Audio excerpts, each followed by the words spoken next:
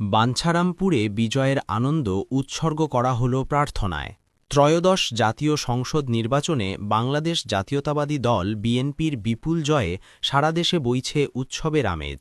তবে দলীয় নির্দেশনায় নেই কোনো আনন্দ মিছিল বা শোডাউন, বরং এই বিজয়কে মহান আল্লাহর প্রতি কৃতজ্ঞতা ও দোয়ার মাধ্যমে উদযাপন করছে দলটি।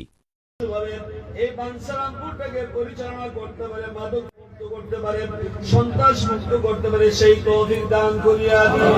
আয় আল্লাহ, জনগণের খেদমত করতে পারে সেই তৌফিক দান করিয়া দিন। আয় রব্বুল আলামিন, সকলের গররে হেদায়েত দান করিয়া দিন। আয় আল্লাহ, আমাদের সকলকে ইহদিনাস সিরাতাল মুস্তাকিমের রাস্তা চলার তৌফিক দান করিয়া দিন। আয় আল্লাহ, বিশেষ করে শ্রদ্ধার সাথে স্মরণ করি তিনবারের যিনি প্রধানমন্ত্রী ছিলেন, আজ কত খুশি হইতো মাওলা।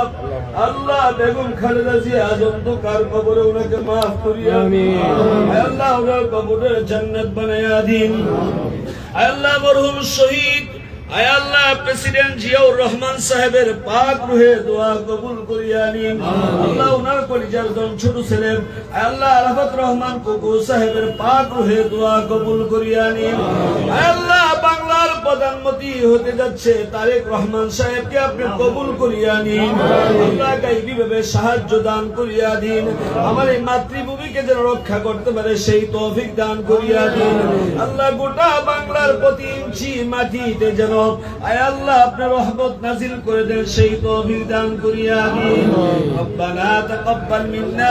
আল্লাহ, বিশেষ করে আমার ডাইনে বামে সামনে সমস্ত নেতৃবৃন্দ, আল্লাহ আমি যাদের নাম জানি না আপনাদের নাম জানেন, আল্লাহ মেহেরবানি করে সকলকে আল্লাহ আপনি কবুল করিয়া দিন।